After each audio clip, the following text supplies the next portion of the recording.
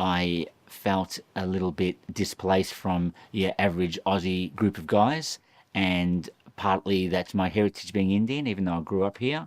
But I felt a bit different to them. I didn't know the same lingo around the whole footy scene, and my personality was more of a quiet, passive sort. So I'd look at them as kind of they're all Aussie bogans, and I'm gentle on me, so I'm different to them, and I can't relate. But I realised it wasn't just that. It wasn't their fault. It was my fault as well. I was a little bit scared of men. I've got a very gentle father, and I couldn't relate to that cultural different style of Aussie men. And there's a whole lot of beautiful men in there, and I felt a bit of a disconnect and realised it's not them, it's me, and I need to do something about that. So at the age of 40, I went and, late 40s actually, I went and sought the Mankind Project, and that's where I learnt about men's work. And the whole thing, importance of this to me is that regardless of what sort of guy it is, whether it's a truckie or an academic or whoever, as another man, I should feel strong enough in my own masculinity to walk up as myself and present to that other man and not feel intimidated. In this gathering here, there's a whole lot of blokey kind of blokes, but when you look at the material that's being presented when they talk about their issues or what holds them back from progressing, it's fear, it's insecurity, it's things to do with their parents and their childhood, and they're the things that bind us together 100% more than whether we're into footy or not into footy, or into cars or into Ford, you're a Ford man or a Holden man or whatever.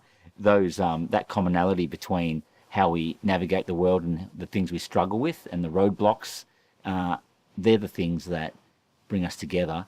And in recognizing that in each other, we recognize each other's humanity, and then all of a sudden we're speaking on a humanitarian level instead of a macho level, and that to me makes a much better world. It's not about me all the time now, which was the initial pursuit. I'm looking at them, and I see with my silence, instead of being the saviour, instead of being able to go, yeah, I know what you mean, mate, and being able to empathise and everything, just by sitting back and hearing somebody and not saying anything, letting them speak, that we call it holding space, when you just create a safe space for that man to be in, that often will give that man an opportunity for growth. And then I've contributed. I've become a better person because I'm allowing the space, almost by doing nothing except being there, for other men. So all of a sudden it's a two-way street. It's me contributing to the well-being of other men. All those men in a group together, sharing something, regardless of how well or badly it's done, is unique in itself. That opportunity is rare. So there's something authentic and genuine in the interaction you have.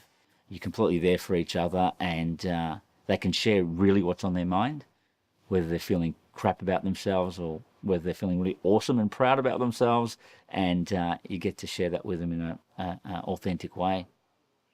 And you might expect when you come here that there's going to be a whole lot of new age sensitive guys, and it's a new age sensitive guy forum, but it's not. You go out there and there's everybody from brickies to politicians. It's such a broad cross section, and I think that speaks to the need in the society that men do actually want to improve their lot.